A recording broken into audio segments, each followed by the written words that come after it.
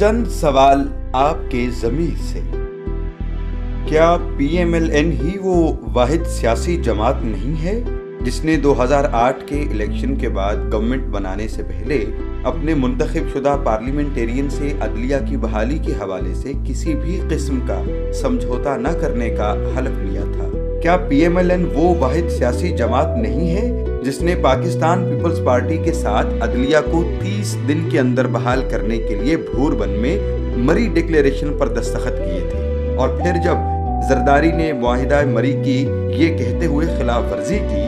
کہ معاہدے کوئی قرآن اور حدیث نہیں ہوتے، تو پی ایم ایل این نے اقتدار کو ٹھوکر مارتے ہوئے وفاقی وزارتوں سے استعفے دے دیے تھے؟ کیا پی ایم ایل این وہ واحد سیاسی جماعت نہیں ہے جس نے صدارتی انتخابات میں زرداری کے خلاف ایک انتہائی باکردار اور معتبر پاکستانی جسٹس ریٹائرڈ سعید الزماں صدیقی کو صدارتی امیدوار نامزد کیا تھا، اور پنجاب اسمبلی ہی وہ واحد اسمبلی تھی جہاں سے زرداری کو صدارتی انتخاب میں شکست ہوئی تھی؟ کیا پی ایم ایل این وہ واحد سیاسی جماعت نہیں ہے جس کے امیدواروں کو پہلے جنرل مشرف نے نااہل قرار دیا اور پھر بعد میں زرداری نے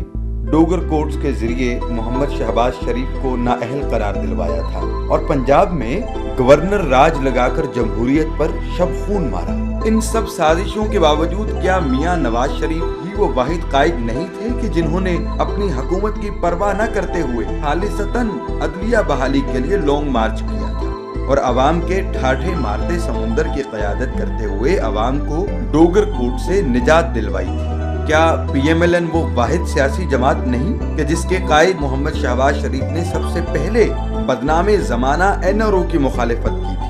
اور سپریم کورٹ میں اس کالے قانون کو چیلنج کیا تھا؟ کیا پی ایم ایل این وہ واحد سیاسی جماعت نہیں ہے جس نے مشرف کے آمرانہ غیر جمہوری اور غیر آئینی اقدامات کو آئینی تحفظ دینے کی درخواست کو رد کیا تھا اور اس حوالے سے زرداری اتحاد کی تمام کوششوں کو خاک میں ملا دیا تھا؟ کیا پی ایم ایل این ہی وہ واحد جماعت نہیں ہے کہ جس کے رہنما خواجہ آصف نے رینٹل پاور پلانٹس کی صورت میں ہونے والی اربوں روپے کی کرپشن کو بے نقاب کیا تھا اور تمام ثبوتوں کے ساتھ اسے سپریم کورٹ میں چیلنج کیا تھا، جس کے نتیجے میں کرپٹ ٹولے کی جانب سے قومی خزانے میں کروڑوں روپے واپس جمع کرائے گئے تھے؟ ملکی وقار اور سالمیت کا سودا کر کے کیری لوگر بل پاس کرنے والی وفاقی حکومت کے خلاف کیا پی ایم ایل این کی قیادت نے ہی سب سے پہلے آواز بلند نہیں کی تھی؟ کیا پی ایم ایل این ہی وہ واحد جماعت نہیں ہے جس کی حکومت نے بینک آف پنجاب میں 10 ارب کے ڈاکے کے تمام ثبوت عدلیہ کے سامنے رکھے اور عوام کے خون پسینے کی کمائی کو مگر مچھوں کے پیٹ سے واپس نکلوایا؟ کیا پی ایم ایل این کے ہی رہنما چودھری نثار نے پبلک اکاؤنٹس کمیٹی کے چیئرمین کی حیثیت سے 130 ارب روپے سے زائد رقم کی بے ضابطگیوں کو منظر عام پر لا کر قومی خزانے کو لوٹ کھسوٹ سے نہیں بچایا تھا؟ کیا پی ایم ایل این ہی وہ واحد جماعت نہیں جس کے قائد نے میمو گیٹ سکینڈل کے پیچھے چھپے چہروں کو بے نقاب کرنے کے لیے عدالت عظمیٰ سے رجوع کیا تھا؟ کیا آج میمو گیٹ کمیشن کی رپورٹس اسی بے لاگ کاوش کا نتیجہ نہیں ہے؟ کیا پی ایم ایل این وہ واحد پارٹی نہیں جس نے جمہوری طاقت سے وفاقی حکومت کو غیر جانبدار الیکشن کمشنر نامزد کرنے پر مجبور کیا ہے اور اس طرح غیر جانبدارانہ اور شفاف انتخابات کی راہ ہموار کی ہے؟ کیا پی ایم ایل این ہی وہ واحد سیاسی جماعت نہیں ہے جس نے حکومت کو غیر جانبدار نگران حکومت کے حوالے سے 20ویں آئینی ترمیم پر مجبور کیا تھا؟ کیا پی ایم ایل این وہ واحد سیاسی جماعت نہیں ہے جس کے قائد محمد شہباز شریف نے 10 ماہ پہلے مشترکہ مفادات کی کونسل میں صوبوں کو بجلی کی پیداوار کا اختیار دینے کے حوالے سے آواز اٹھائی اور جسے وفاقی حکومت کو نہ چاہتے ہوئے بھی تسلیم کرنا پڑا؟